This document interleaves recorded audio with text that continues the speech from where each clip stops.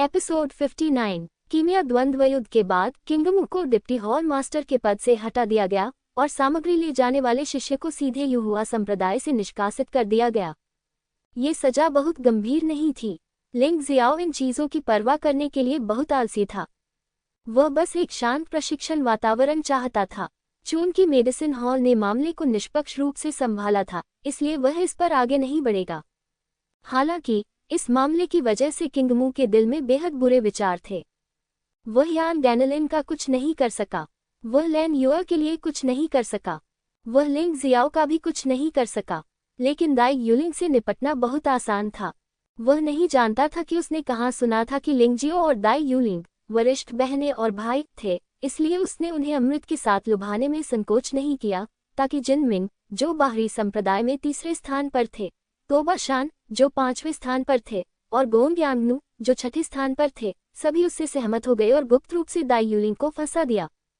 वह स्वयं ऐसा नहीं कर सकता था, क्योंकि इस घटना के बाद उस पर कड़ी नजर रखी जा रही थी। लेकिन जिनमिंग, तोबा शान और गोंग यांगनू के पास बहुत समय था। असाधारण क्षेत्र को तोड़ने के लिए इन 3 आधे चरण के गुरुओं ने इस बात की परवाह नहीं की कि ये दृष्टिकोण उचित था या नहीं। खैर, ये तो बस एक छोटी बच्ची से निपटने के लिए था, कोई बड़ी बात नहीं थी। लिंग जियाओ को किंग म्यू की योजना का पता नहीं था। कीमिया द्वंद्व के बाद उसे पुरस्कृत भी किया गया। वह अपने द्वारा बनाई गई सभी 20 उच्च श्रेणी की जेन युआन गोलियां ले सकता था। हालांकि उसने उन्हें बनाया था, लेकिन सामग्री संप्रदाय से थी और बहुत महंगी थी। कम से कम अब उन्हें इकट्ठा करना उसके लिए आसान नहीं था। तो ये भी एक उदार उपहार था। जीत का जश्न मनाने के लिए यान गैनलिन ने लिंग जियाओ को 3 दिन की छुट्टी दी। बेशक इसे छुट्टी कहा जाता था, लेकिन वास्तव में उन्होंने उसे बुनियादी औषध विज्ञान और कीमिया पर किताबें भी दी, ताकि वह अपने खाली समय में उन्हें पढ़ सके। लिंग जियो अपनी गुफा में लौट आया और किताब एक तरफ रख दी। उसे ये 20 उच्च श्रेणी की जेन युआन गोलियां मिली, जो योग्य स्तर की शीर्ष श्रेणी की जेन युआन गोलियों के बराबर थीं। इन गोलियों के साथ फिर से आगे बढ़ने में कोई समस्या नहीं होनी चाहिए। उसने एक ही सांस में 10 उच्च श्रेणी की जेन युआन गोलियां खा लीं। इस बार प्रशिक्षण का समय थोड़ा लंबा था। ये 7 दिनों तक चला। लिंग जियाओ के साधना स्तर को सीधे मार्शल शिरा के 9वें स्तर के शिखर पर पदोन्नत किया गया था। अगला कदम ताकत जमा करना और असाधारण क्षेत्र को तोड़ने के लिए तैयार होना था।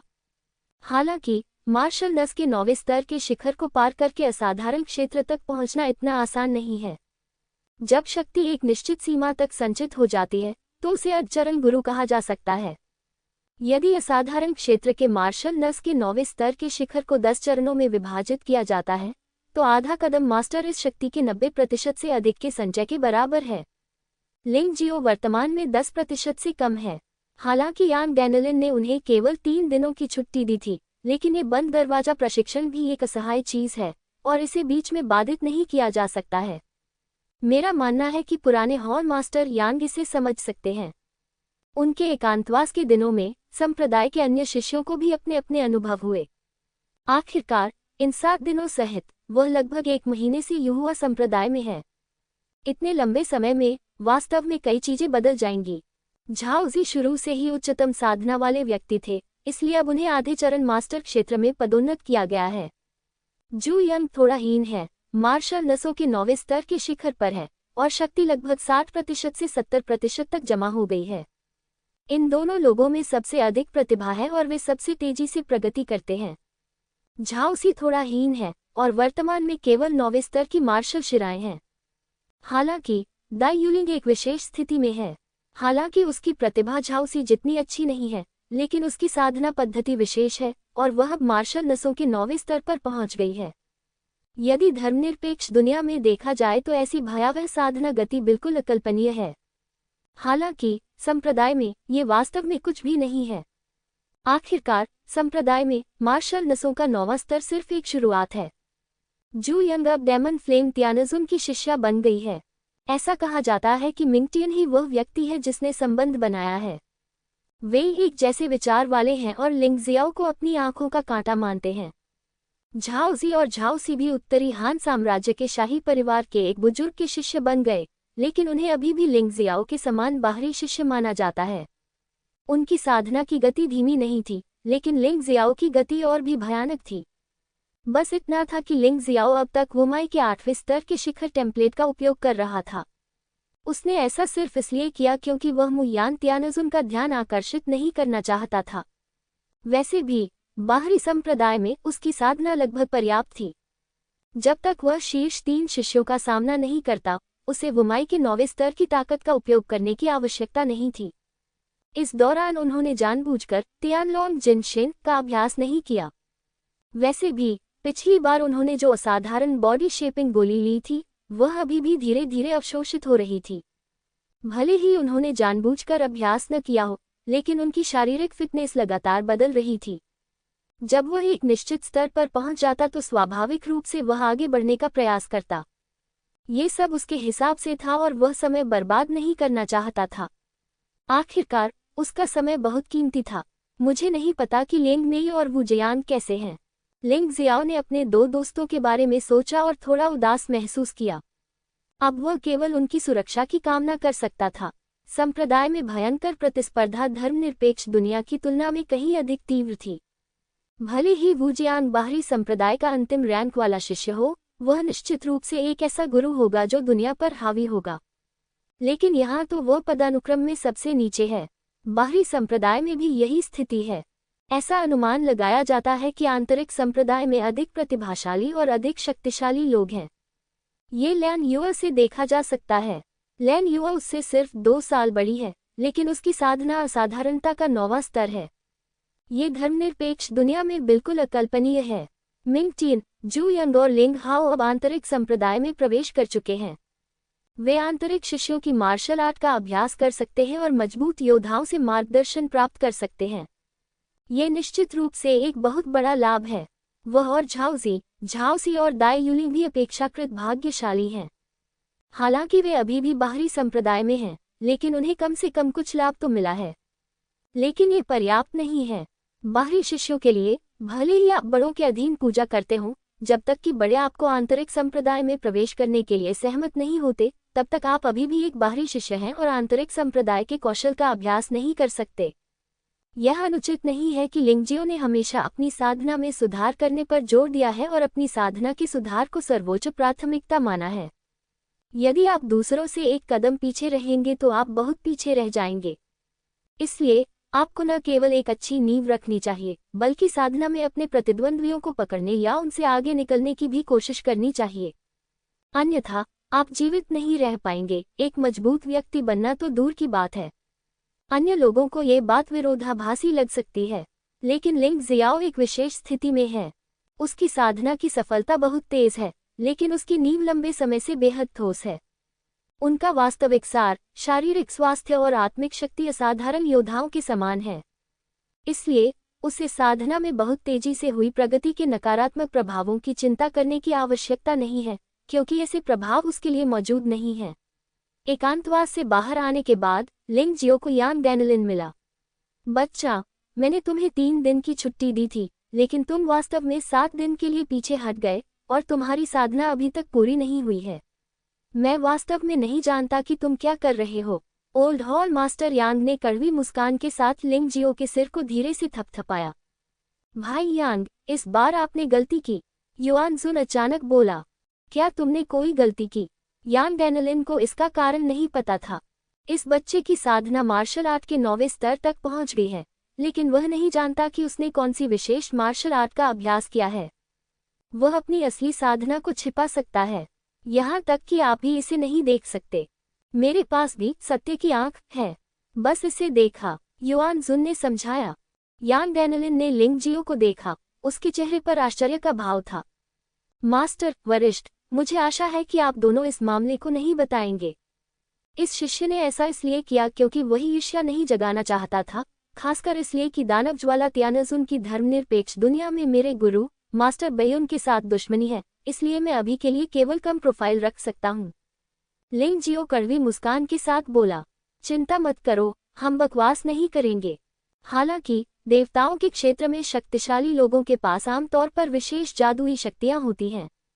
हालांकि सत्य की आंख जैसी जादुई शक्तियां बहुत कम हैं, लेकिन इस बात से इनकार नहीं किया जा सकता है कि ऐसी ही शक्तियां होंगी जो आपकी साधना पद्धति को देख सकती हैं। युआन जुन ने याद दिलाया, स्वर्गीय क्षेत्र में एक मजबूत व्यक्ति मेरे जैसे किसी भी व्यक्ति पर ध्यान नहीं देगा। बेशक लिंग जियाओ जानता था कि युआन जुन ने जो कहा वह सच था, लेकिन वह चिंतित नहीं था। जब तक उसकी साधना असाधारण क्षेत्र तक नहीं पहुंच जाती, तब तक दानव ज्वाला त्यानजुन शायद इस पर ध्यान दे। अन्यथा अन्य समय में अभी भी बहुत सी चीजें करनी है, तो इसे कैसे बर्बाद किया जा सकता है, उसके जैसे किसी भी व्यक्ति का निरीक्षण करने का समय। इसके अलावा 90% संभावना है कि दानव ज्वाला त्यानजुन की जादुई शक्ति सत्य की आंख के समान नहीं होगी। ठीक है, चलो अब इस बारे में बात नहीं करते। मैंने तुम्हें आज यहाँ बुलाया है क्योंकि मैं तुम्हें ये अनंत दिव्य कीमिया पुस्तक देना चाहता हूँ। यान गैनलिन ने एक किताब निकाली और लिंग जियाओ को थमा दी। किताब बहुत मोटी नहीं थी, लेकिन ये स्पष्ट रूप से एक विशेष सीलिंग विधि का उपयोग करके बनाई गई थी। अगर इसे पूरी तरह से खोला जाता तो यह शायद 500 से 600 वर्ग मीटर के घर में फिट नहीं होती। ये हमारे गुरु युआन जुन का जीवन भर का काम है। मैंने मूल रूप से इसे कुछ वर्षों में आपको सिखाने की योजना बनाई थी, लेकिन आपकी चिकित्सा योग्यताएं अद्भुत है, इसलिए मैंने मास्टर युआन जुन के साथ इस पर चर्चा की और इसे जल्द से जल्द आपको सिखाने की योजना बनाई। अगर मैं ये चीज़ आपको दे दूँ तो आप जल्द से जल्द कीमिया के रास्ते पर अधिक सफलता प्राप्त कर सकते हैं। लिंग जियाओ ने ध्यान से किताब ली। यह युआन जुन का आजीवन प्रयास था। धन्यवाद गुरुजी। धन्यवाद सीनियर। लिंग जियो ने गहराई से झुककर प्रणाम किया और फिर गंभीरता से कहा, ये पुस्तक न केवल मेरे शिक्षक की कड़ी मेहनत है।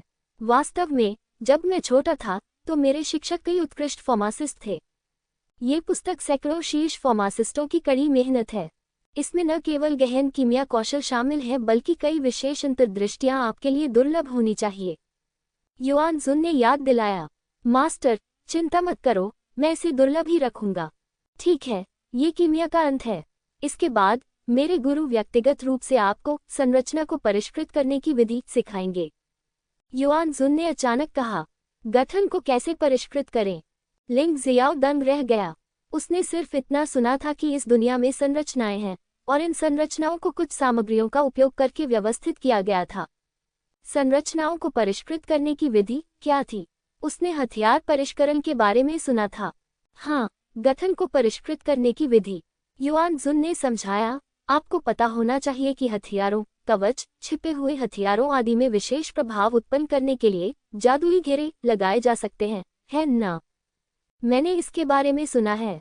लिंग जियाओ ने सिर हिलाया। गठन को परिष्कृत करने की विधि सभी जादुई संरचनाओं और संरचनाओं को परिष्कृत साधनों के माध्यम से बनाना है। मुहरों और गठन शोधन पत्थरों का उपयोग करते समय आपको केवल उपकरण बनाने के लिए गठन शोधन पत्थरों और उपकरणों को एक साथ गलाने की आवश्यकता होती है। विशेष प्रभाव उत्पन्न करें। इसके अलावा यदि आप एक गठन स्थापित करना चाहते हैं तो आप सीधे गठन पत्थर का उपयोग भी कर सकते हैं।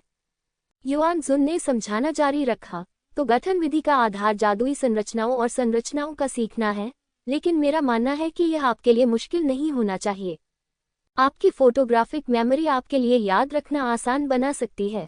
आप लगभग सभी मौजूदा जादुई संरचनाओं और संरचनाओं में महारत हासिल कर सकते हैं, है ना? जब तक आप उन्हें याद रखते हैं, मैं व्यक्तिगत रूप से आपको सिखाऊंगा कि उन्हें कैसे बनाया जाए। ये देखकर कि लिंग जियो अभी भी शांत देख रहा था, यान गैनलिन हंसने और डांटने से खुद को रोक नहीं सका। तुम बच्चे, तुम वास्तव में नहीं जानते कि तुम कितने शक्तिशाली हो। ये गठन विधि युआन जुन ने जियांटिंग महाद्वीप से सीखी थी, जो जुबान दायरे में सबसे ऊंचा स्थान है। कई गठन मास्टर हैं, लेकिन आपका मास्टर सबसे अच्छे में से एक है। यह विधि तियानलोंग महाद्वीप में मौजूद नहीं है। इतना अद्भुत। ये स्वाभाविक है। तियानलोंग महाद्वीप पर हथियार शोधक केवल हथियारों पर शिलालेख बना सकते हैं या हथियारों के प्रभाव को बढ़ाने के लिए विशेष रत्न जड़ सकते हैं।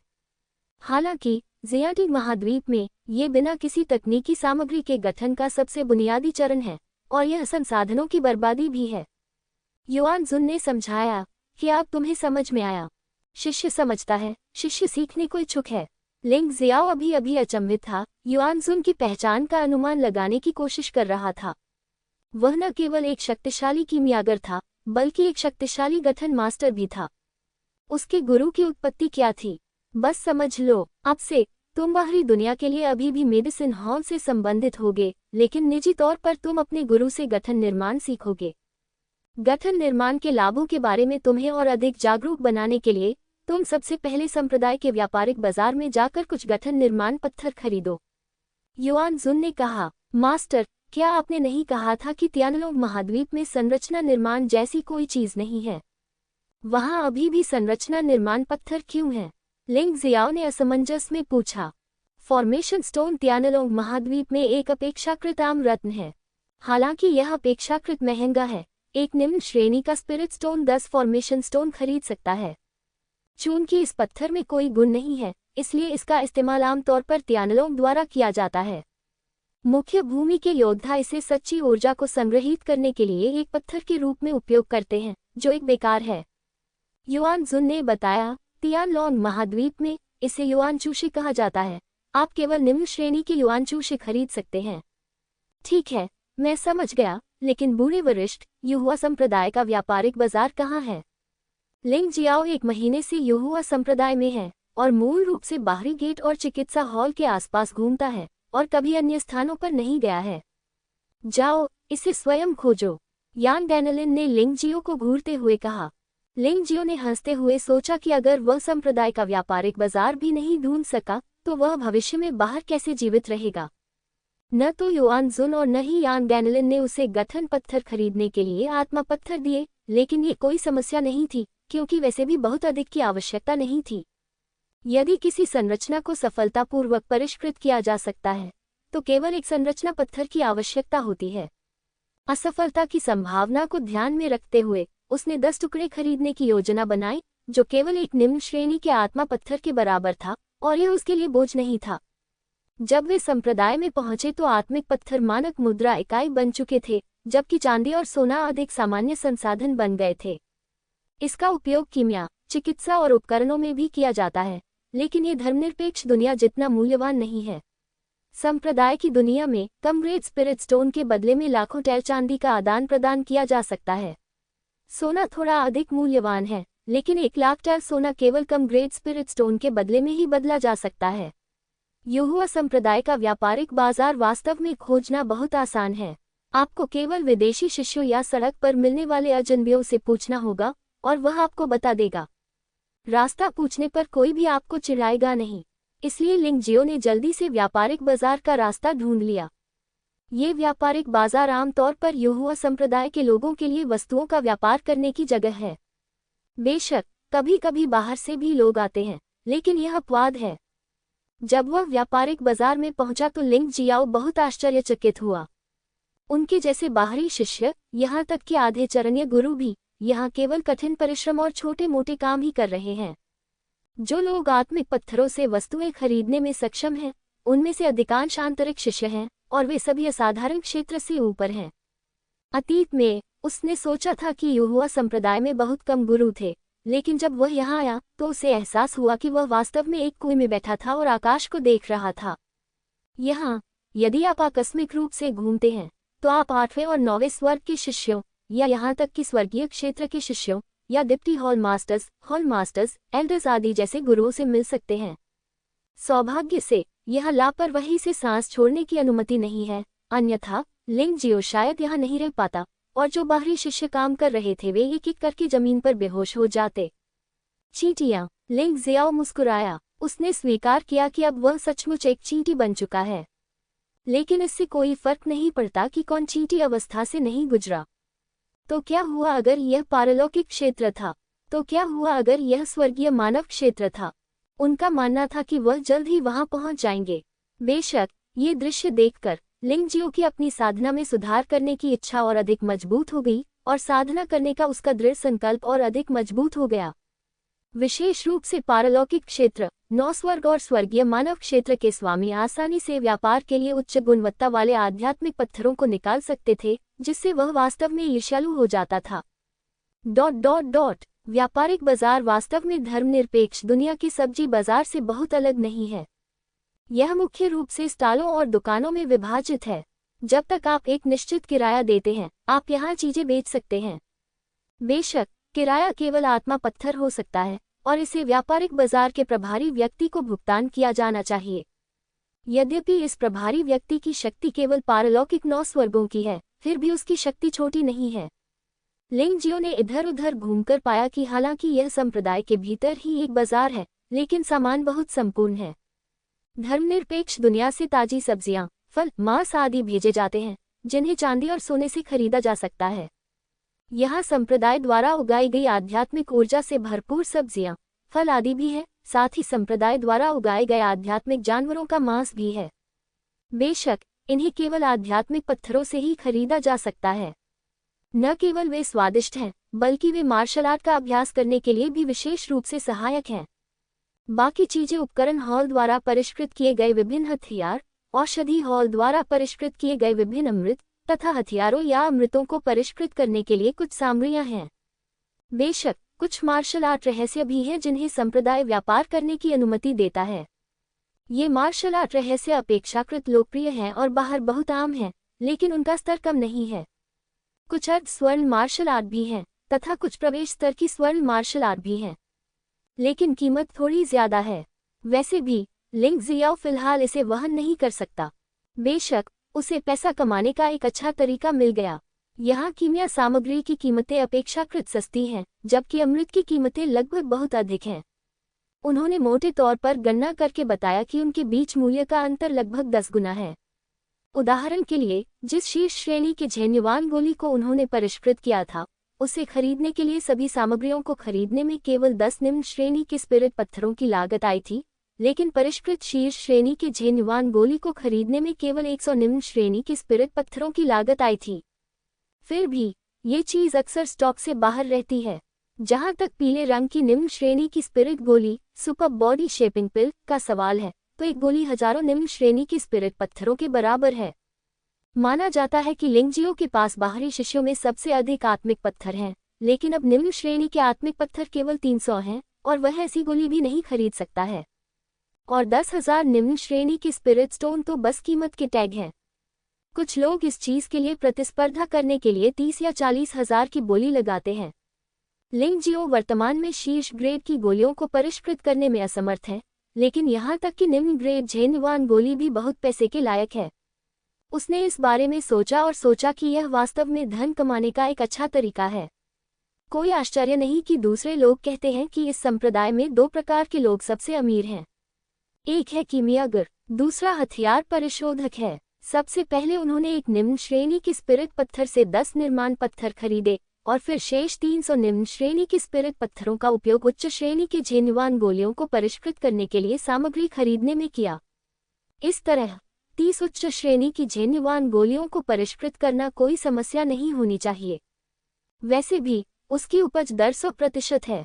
जब तक कोई उसे परेशान नहीं करता, वह मूल रूप से विफल नहीं होगा, इसलिए सामग्री बर्बाद करने की कोई समस्या नहीं है। स्प्रिट चारकोल या गोली भट्टी खरीदने की कोई जरूरत नहीं है। आखिरकार वह युआन जुन का शिष्य है। मेडिसिन हॉल से स्प्रिट चारकोल और गोली भट्टी उधार लेना कोई समस्या नहीं है। ऐसा कहा जाता है कि इस स्पिरिट चारकोल का उपयोग केवल घटिया गोलियों को परिष्कृत करने के लिए किया जा सकता है। यदि आप बेहतर उच्च श्रेणी की गोलियों को परिष्कृत करना चाहते हैं, तो आप केवल बेहतर ईंधन का उपयोग कर सकते हैं। बेशक ये वह बात नहीं है जिस पर लिंगजियो को फिलहाल विचार करने की जरूरत है। अब उसके लिए घटिया गोलियों को परिष्कृत करना ही पर्याप्त है। तथाकथित उच्च श्रेणी की गोलियां वास्तव में केवल 4 ग्रेड की होती हैं: स्वर्ग, पृथ्वी, काला और पीला। प्रत्येक ग्रेड में 5 छोटे ग्रेड होते हैं: निम्न ग्रेड, मध्यम ग्रेड, उच्च ग्रेड, शीर्ष ग्रेड और सुपर ग्रेड। वास्तव में निम्न श्रेणी के अमृत 5 ग्रेड के होते हैं। शीर्ष ग्रेड की झेन्युआन गोली निम्न श्रेणी की गोलियों में से एक सुपर ग्रेड की गोली है, जो काफी अच्छी है। कम से कम धर्मनिरपेक्ष दुनिया में तो यह एक उच्च कोटि का अमृत है। संप्रदाय में भी बाहरी शिष्यों के लिए यह एक उत्कृष्ट अमृत है। यहाँ तक कि असाधारण क्षेत्र के शीर्ष 3 स्वामियों को भी अपने झेन्युआन को फिर से भरने के लिए इस अपेक्षाकृत सस्ते अमृत की आवश्यकता होती है, इसलिए बिक्री कोई समस्या नहीं है। इसके अलावा उसने अपने पास मौजूद सारी चांदी खर्च कर दी और वो माई शेपिंग पिल को परिष्कृत करने के लिए कुछ सामग्री खरीदी। मोटे तौर पर यह अनुमान लगाया जा सकता है कि वह लगभग 10 गोलियां परिष्कृत कर सकता है। वो माई शेपिंग पिल भी एक निम्न श्रेणी की सुपर ग्रेड पिल है। इसका प्रभाव चाओ फैन शेपिंग पिल जैसा ही है, लेकिन इसका प्रभाव बहुत बुरा है और इसका उपयोग केवल वो माई दायरे के योद्धा ही कर सकते हैं। इस गोली की बिक्री कीमत भी लगभग 100 निम्न श्रेणी के स्पिरिट स्टोन है, लेकिन खरीद सामग्री उच्च श्रेणी के जेन युआन पिल की सामग्री से सस्ती है। एक गोली की सामग्री लागत केवल 8 निम्न श्रेणी के स्पिरिट स्टोन है। चीजें खरीदने के बाद लिंग जियाओ मुड़ा और चला गया। हालांकि वह यहाँ कुछ और समय तक रुकना चाहता था, लेकिन इसका कोई मतलब नहीं था। ये सिर्फ समय की बर्बादी थी। लिंग जियाओ, किसने सोचा था कि ट्रेडिंग मार्केट के दरवाजे से बाहर निकलते ही उसे कोई पुकारता हुआ सुनाई देगा। उसने ऊपर देखा तो पता चला कि यह जू यंग थी, जो काफी देर से बाहरी गेट पर नहीं दिखी थी। जू यंग के अलावा एक और व्यक्ति था, मिंग तियान। इस समय उन दोनों के कपड़ों पर स्पष्ट रूप से वह चिन्ह बना हुआ था जो केवल आंतरिक शिष्यों के पास ही हो सकता है। वह बात बहुत स्पष्ट थी। जू यंग, मैंने अभी तक तुम्हें बधाई नहीं दी है, लेकिन तुमने वास्तव में दानव ज्वाला स्वर्गीय आदरणीय की जान को गले लगाया। ऐसा लगता है कि तुम्हारी साधना में भी बहुत सुधार हुआ है। लिंग जियो ने मिंग तियान को नजरअंदाज किया और जू यंग से हल्के से कहा, वाह, कुत्ता हाथी दांत नहीं उगल सकता, ये कितनी बुरी बात है। जू यंग ने शाप दिया, वैसे तुम एक बाहरी शिष्य हो, तुम ट्रेडिंग मार्केट में क्या कर रहे हो? क्या ऐसा हो सकता है कि मेडिसिन हॉल तुम्हें काम नहीं करने देता, इसलिए तुम नौकरी खोजने के लिए ट्रेडिंग मार्केट में आए हो? उसके शब्द तीव्र व्यंग्य से भरे थे। हाँ, मुझे डर है कि मैं आपको निराश कर दूंगा। मैं ओल्ड हॉल मास्टर यान के आदेश पर कुछ चीजें खरीदने के लिए ट्रेडिंग मार्केट आया था। मुझे आपकी चिंता के लिए खेद है। मैं मेडिसिन हॉल में एक अच्छा जीवन जी रहा हूँ। लिंग जियो हल्के से मुस्कुराया। छोटे भाई लिंग, क्या बैयुन ठीक है? मिंगटियन ने अचानक पूछा। ये कौन है? लिंग जियाओ ने जानबूझकर भ्रमित होने का नाटक किया। वह वास्तव में मिंगटियन के व्यक्तित्व को तुच्छ नहीं समझता था। हालांकि इस व्यक्ति की प्रतिभा अद्भुत थी, लेकिन उस दिन उसने जो किया, उसके बारे में सोचकर आज भी लोग बीमार महसूस करते हैं। हाँ, ऐसा लगता है कि जूनियर भाई लिंग उस दिन जो हुआ उससे अभी भी नाराज है। जैसे ही मिंगटियन ने यह बात कही, उसकी सांस अचानक रुक गई और एक भयानक दबाव सीधे लिंग जियो की ओर बढ़ गया। असाधारण क्षेत्र का प्रथम स्तर। लिंग जियाओ आश्चर्यचकित था, लेकिन इसके बारे में सोचने के बाद मुझे राहत मिली। मिंगटियन की योग्यता पहले से ही अच्छी थी और दानव ज्वाला त्यानजुन की खेती के साथ मिलकर उसके लिए असाधारण क्षेत्र के पहले स्तर पर पदोन्नत होना सामान्य था। आखिरकार उसकी साधना का स्तर धर्मनिरपेक्ष दुनिया में उसके मुकाबले अधिक था। आकाश बहुत अधिक ऊंचा है। मैं लगभग दूसरे स्तर पर पदोन्नत हो गया हूँ। जू यंग ने बीच में टोकते हुए कहा, अब तुम्हें समझ में आया कि मिंगटियन ने बूढ़े आदमी बैयुन को क्यों छोड़ दिया, है न? उस आदमी का पीछा करने का कोई भविष्य नहीं है। मैं समझ सकता हूँ कि अगर वह बस चले जाना चाहता है, लेकिन उसे मास्टर बैयुन पर हमला नहीं करना चाहिए।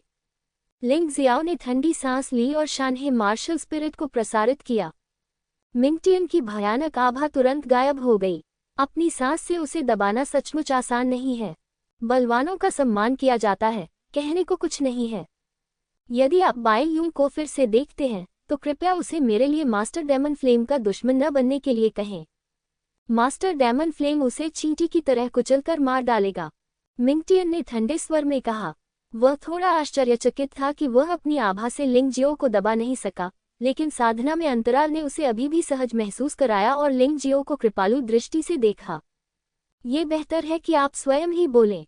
लिंग जियो ने शांति से कहा, मेरे पास इतना खाली समय नहीं है। क्या तुम अभ्यास करना चाहते हो? तुम तो बस एक खजाना शरीर हो, इसलिए अगर तुम कड़ी मेहनत करो तो क्या कर सकते हो? अतीत में तुम्हारा साधना स्तर मेरे से बहुत खराब था। अब करीब आने के बजाय अंतर और भी बड़ा होता जा रहा है। क्या तुम हताश महसूस नहीं करते? मिंगटियन ने थोड़ा उपहास करते हुए कहा। हाँ, हो सकता है, लेकिन बेहतर होगा कि तुम और तेज भागो, नहीं तो मैं जल्द ही तुम्हें पकड़ लूंगा। लिंग जियो हल्के से मुस्कुराया। मिंगटियान बहुत घमंडी हुआ करता था। अब जब वह दानव ज्वाला त्यानजुन का शिष्य बन गया है, तो उसे असाधारण क्षेत्र में पदोन्नत किया गया है और वह पहले से अधिक घमंडी हो गया है। ये सामान्य है। हाँ, तो मैं बस इंतजार करूंगा। मिंगटियन जोर से हंसा और फिर जू यंग से कहा, छोटी बहन चलो। जू यंग ने पलटकर लिंग जियो को घूरते हुए कहा, तुम अब मेरे साथ भी नहीं पकड़ सकते और तुम अभी भी भाई मिंगटियन का पीछा करना चाहते हो। तुम बस अपनी क्षमताओं को ज्यादा आंक रहे हो। हाँ, लिंग जियो ने मुस्कुराते हुए दोनों लोगों की पीठ की ओर देखा और कहा, चिंता मत करो, तुम्हारे वरिष्ठ भाई मिंगटियन को मैं जल्द ही कुचल दूंगा। औषधि भवन में लौटते समय लिंग जियो ने युआन जुन को गठन पत्थर सौंप दिया। युआन जुन ने उन्हें कई पुस्तकें दी, fundamentals of magical arrays, application example of magical arrays और material science of magical arrays. इसे वापस ले जाओ और पहले इसे पढ़ो। इसे पढ़ने के बाद मेरे पास आना। युआन जुन की बात खत्म होते ही वह गहरी नींद में सो गया। जाहिर है वह ज्यादा देर तक जागता नहीं रह सकता था, अन्यथा वह टिक नहीं पाता। लिंग जियाओ ने किताब ली और अपनी गुफा में लौट आया। बेशक जाने से पहले उसने दवा हॉल से एक गोली भट्ठी और कुछ आध्यात्मिक कोयला लिया। जब तक यान डैनिलन ने सिर हिलाया, कोई भी इतनी छोटी बात पर बकवास करने की हिम्मत नहीं करेगा। गुफा में लौटने के बाद वह 2 क्लोनों में विभाजित हो गया, जिनमें से एक ने अनंत दिव्य गोली सूत्र का अध्ययन किया और दूसरे ने युआन जुन द्वारा दी गई मूल पुस्तक का अध्ययन किया। उसके शरीर में अमृत का शोधन होने लगा। उन्होंने यान डैनिलन और युआन जुन को छाया साधना की गुप्त तकनीक के बारे में भी नहीं बताया। इस दुनिया में किसी पर भी बिना किसी शर्त के पूरी तरह से भरोसा नहीं किया जा सकता, यहाँ तक कि यान डैनिलन और युआन जुन पर भी नहीं। आखिरकार लोग बदल सकते हैं, खासकर जब उन्हें पता चलेगा कि लिंग जियो के पास माउंटेन और रिवर मार्शल स्पिरिट है, तो वह पूरी तरह से अलग व्यक्ति बन जाएगा। आपका दूसरों को नुकसान पहुंचाने का इरादा नहीं होना चाहिए और न ही दूसरों से रक्षा करने का इरादा होना चाहिए। ये वही बात है जो हॉर्न क्वी ने एक बार उससे कही थी और उसने इसे हमेशा ध्यान में रखा है। सामग्री को पीसने और संसाधित करने के बाद लिंग जियो ने कच्ची गोलियां बनाना शुरू किया। ये कहा जा सकता है कि कीमिया को परिष्कृत करके पैसा कमाना अन्य कीमियागरों के लिए आम बात हो सकती है, लेकिन उसके लिए ये सिर्फ शुरुआत है। उसे सावधान रहना पड़ा। भले ही वह एक घटिया अमृत ही क्यों न हो, वह जरा सी भी लापरवाही नहीं कर सकता था। कच्ची गोलियां बनाने की प्रक्रिया में भी सटीक गणना की आवश्यकता होती है। प्रत्येक घटक का वजन, साथ ही कच्ची गोलियों की नमी और लचीलापन आदि सभी चीजें मिलीमीटर तक सटीक होनी चाहिए। थोड़ी सी भी गलती अमृत के एक बैच को बर्बाद कर सकती है। अमृत तैयार हो जाने के बाद अग्नि जलाने का समय आ गया है। पहले जैसी परेशानी के बिना स्पिरिट चारकोल जलाना अब बहुत आसान हो गया है। आत्मा की स्थिति में उत्कृष्ट संचालन पर भरोसा करते हुए दूसरों के लिए प्रज्वलन अक्सर विफल हो सकता है, लेकिन उसके लिए ये 100% सफलता दर है। आग जलाने के बाद उसे नियंत्रित करना ही कुंजी है। ये कीमिया का तीसरा और सबसे महत्वपूर्ण हिस्सा भी है। ये पहली बार नहीं है जब उसने उच्च श्रेणी की ट्रू एसेंस पिल को परिष्कृत किया है, इसलिए वह इससे परिचित है और इसे आसानी से संभाल सकता है। इसके अलावा भट्टी से निकलने वाला अमृत निश्चित रूप से एक उत्तम अमृत है जो 100% सही है। हालांकि वो माई बॉडी शेपिंग पिल थोड़ा अधिक कठिन है, क्योंकि उसने यह अमृत एक किताब से पढ़ा था और पहले कभी इसे परिष्कृत नहीं किया था, न ही उसने यान डैनिलन और लैन युआ को इसे परिष्कृत करते देखा था। उन्होंने अपने मार्शल सोल क्लोन को भी परिष्कृत होने का मौका नहीं दिया। ये पहली बार था। वह अपने मार्शल आत्मा क्लोन को कई बार शोधन का अनुकरण करने दे सकता था और फिर मार्शल नस को आकार देने वाली गोली को स्वयं परिष्कृत करना शुरू कर सकता था, लेकिन उसने ऐसा नहीं किया क्योंकि उसे अपनी नियंत्रण क्षमता पर भरोसा था। ये सिर्फ एक निम्न स्तरीय गोली थी। अगर इस तरह की गोली को भी सफलतापूर्वक परिष्कृत होने के लिए बार बार सिमुलेशन की जरूरत होती, तो इसका मतलब सिर्फ यही हो सकता था कि उसके कौशल अभी तक परिपूर्ण नहीं थे। आध्यात्मिक कोयला प्रज्वलित हो चुका था। लौ टिमटिमा रही थी, जो पीतल की गोली भट्टी की झलक दिखा रही थी। ये गोली भट्टी स्वाभाविक रूप से विशेष भी थी। निम्न स्तर की गोलियों को साधारण खजानों से परिष्कृत करना पड़ता था। केवल धर्मनिरपेक्ष योद्धाओं द्वारा उपयोग की जाने वाली साधारण दवाइयों और गोलियों को ही साधारण गोली भट्टियों से परिष्कृत किया जा सकता था। लिंग जियो ने यान डैनिलन से जो गोली भट्टी उधार ली थी वह एक सामान्य खजाना गोली भट्टी थी। यान डैनिलन ने कहा कि उसके पास एक बेहतर गोली भट्टी है, लेकिन वह इसे लिंग जियाओ को मुफ्त में नहीं देगा जब तक कि लिंग जियाओ के गोली शोधन स्तर में और सुधार न हो जाए। जब तक वह निम्न स्तर की पीली श्रेणी की आध्यात्मिक गोली को परिष्कृत कर सकता है, वह उसे एक बढ़िया खजाना गोली भट्टी देगा। उत्तम खजाना भट्टी पीले ग्रेड के निचले स्तर और मध्यवर्ती स्तर के अमृत को परिष्कृत कर सकती है, जो निश्चित रूप से एक अच्छी बात है। यदि लिंग जियाओ में और सुधार होता है तो वह स्वाभाविक रूप से बेहतर प्रदर्शन कर सकेगा। लिंग जियाओ जानता है कि यान डैनिलन ने जानबूझकर उसे दबाव और प्रेरणा दी है। अगर उसके पास ये प्रेरणा नहीं होती तो वह इतना चौकस नहीं होता। इस बार लिंग जियो ने अभी भी कुछ काले जानवर की लपटें मिलाई, पानी को वाष्पित करने के लिए नहीं, बल्कि अमृत को परिष्कृत करने के समय को कम करने के लिए। उन्होंने पहले भी यह कोशिश की थी। उच्च गुणवत्ता वाली लपटें अमृत की गुणवत्ता को बेहतर बना सकती हैं और अमृत को परिष्कृत करने के समय को कम कर सकती हैं। वुमाई शेपिंग पिल की लौ आवश्यकताएं टॉप ग्रेड जेन्युइन पिल से काफ़ी अलग हैं। पहले वाले को परिष्कृत करने के लिए बड़ी आग की आवश्यकता होती है, लेकिन प्रक्रिया के दौरान आग को अचानक बंद करना पड़ता है। यदि इसे एक तरंग रेखा के रूप में वर्णित किया जाए तो वुमाई शेपिंग पिल की लौ तरंग एक प्रकार का उतार चढ़ाव है, जो बिना किसी चाप के एक तेज आकार दिखाती है। शीर्ष ग्रेड जेन्युइन गोली मूल रूप से एक बहुत ही चिकनी चाप है, चाहे वह लौ का उदय और पतन हो, यह अपेक्षाकृत स्थिर है। आग पर नियंत्रण पाने के दो बिल्कुल अलग तरीकों में निपुणता हासिल करना वास्तव में आसान नहीं है, लेकिन ये केवल दूसरों के लिए है। लिंग जियाओ के लिए यह कोई समस्या नहीं है। आत्मा में प्रवेश करने की अवस्था में ज्वाला उसकी भुजा की तरह होती है, जिसे पूरी तरह से नियंत्रित किया जा सकता है, चाहे वह आकार हो या तापमान, इसे अनुकूलित किया जा सकता है। यदि आग पर नियंत्रण में कोई समस्या नहीं होगी तो बाकी चीजें आसान हो जाएंगी। अगली बात है इंतजार करना। लगभग 1/4 घंटे बाद लिंग जियो ने गोली भट्टी का ढक्कन खोला। दूसरों के लिए इस कार्य में कम से कम 1 घंटा लगेगा। यह उसका लाभ है। हालांकि चूंकि यह वुमाई शेपिंग पिल को परिष्कृत करने का पहला मौका था, वह अभी भी थोड़ा घबराया हुआ था, जो उसके माथे पर पसीने की बूंदों से देखा जा सकता था। जिस क्षण गोली की भट्टी खोली गई, हवा में 10 सुनहरी रोशनियां फूट पड़ी और सुनहरी रोशनी उत्सर्जित करती हुई 10 वुमाई शेपिंग गोलियां उसके सामने प्रकट हुईं। प्रत्येक प्रकार की गोली बनने पर उस पर अजीब पैटर्न बने होंगे, और इस तरह का पैटर्न गोली के प्रकार को जानने का सबसे अच्छा तरीका है। इसे नकली नहीं बनाया जा सकता है, और यहाँ तक कि सबसे अच्छे कीमियागर भी इस पैटर्न का कारण नहीं समझ पाते हैं और इसे केवल स्वर्ग और पृथ्वी के बीच एक प्रकार के अवसर के रूप में ही मान सकते हैं।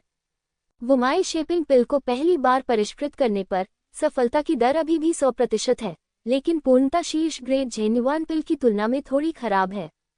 उनमें से 500% सही है, 4 90% सही है और एक केवल 80% सही है। मुझे डर है कि यदि कोई और होता तो इस स्तर पर उछलकर जयकारे लगाता, लेकिन लिंग जियाओ संतुष्ट नहीं था। वह वहां बैठ गया और कीमिया प्रक्रिया के दौरान किए गए कार्यों को ध्यानपूर्वक याद किया, ताकि समस्याओं का पता चल सके, ताकि अगली बार जब वह उन्हें परिष्कृत करे तो उन्हें ठीक कर सके। परिणामस्वरूप उन्होंने पाया कि समस्या की मुख्य वजह ये थी कि घबराहट के कारण भट्टी खोलते समय उनके हाथ थोड़े कांपते थे, जिसके कारण भट्टी थोड़ी देर से खुलती थी। यह एक छोटी सी समस्या थी, लेकिन इसकी वजह से मूल उत्तम गोली में खामियां आ गईं। यदि घटिया गोलियां एक बार भी परिपूर्ण नहीं हो सकती, तो उच्च कोटि की गोलियां इसके बारे में सोचने का साहस कैसे कर सकती हैं? लिंग जियो लगातार खुद पर विचार करता था, खुद को कोसता था, और खुद के लिए उसकी अपेक्षाएं लगभग भयानक रूप से सख्त थीं, क्योंकि वह अच्छी तरह जानता था कि वह दूसरों से अलग है। वह माउंटेन और रिवर मार्शल स्पिरिट वाला व्यक्ति था, इसलिए उसे हर काम दूसरों से बेहतर करना चाहिए।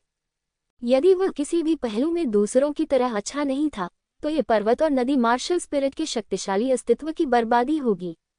30 उत्तम शीर्ष श्रेणी की जेन्युइन गोलियां, प्रत्येक को 1000 निम्न श्रेणी की स्पिरिट पत्थरों के लिए बेचा जा सकता है, और साधारण शीर्ष श्रेणी की जेन्युइन गोलियां केवल 100 निम्न श्रेणी की स्पिरिट पत्थरों के लिए बेची जा सकती हैं।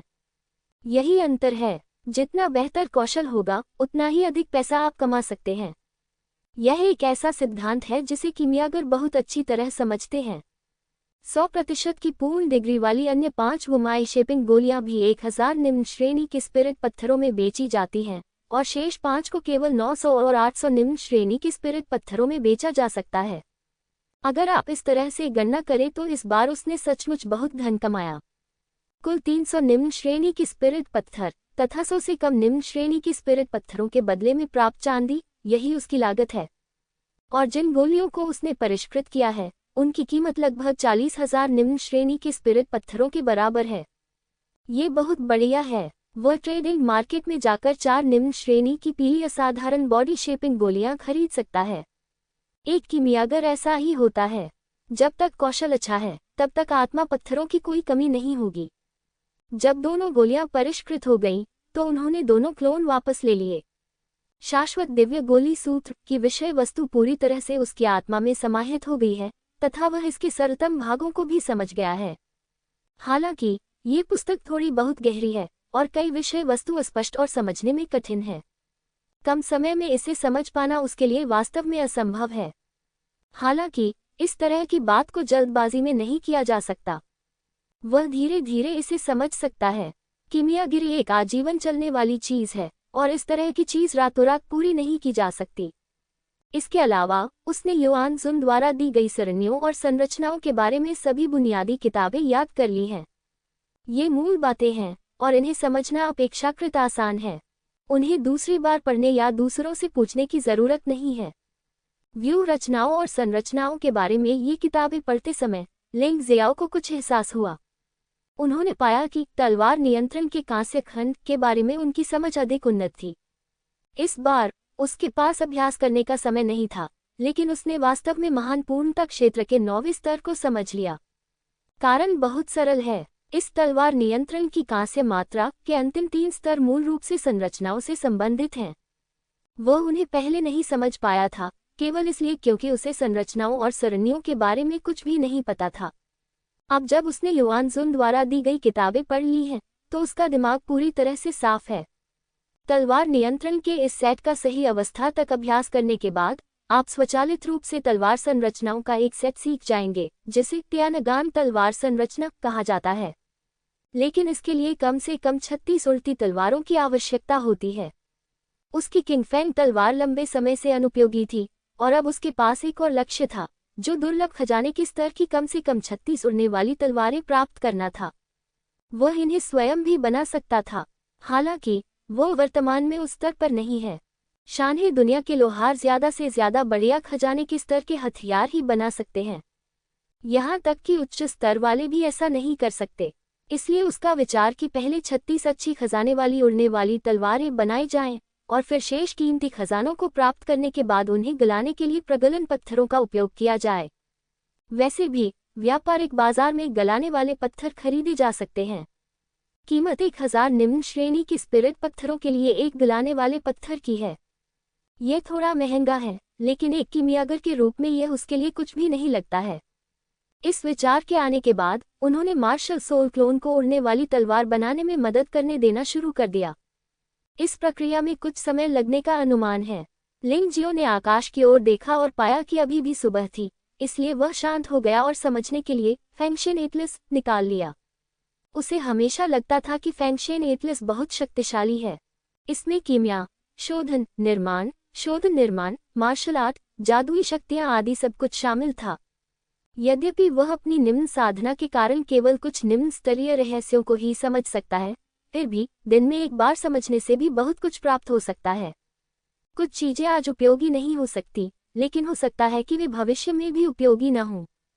फैंगशेन एटलस में शरीर की गतिविधियों के बारे में कई रहस्य हैं और प्राचीन योद्धा आकाश में उड़ सकते हैं और छिप सकते हैं और लगभग सब कुछ कर सकते हैं।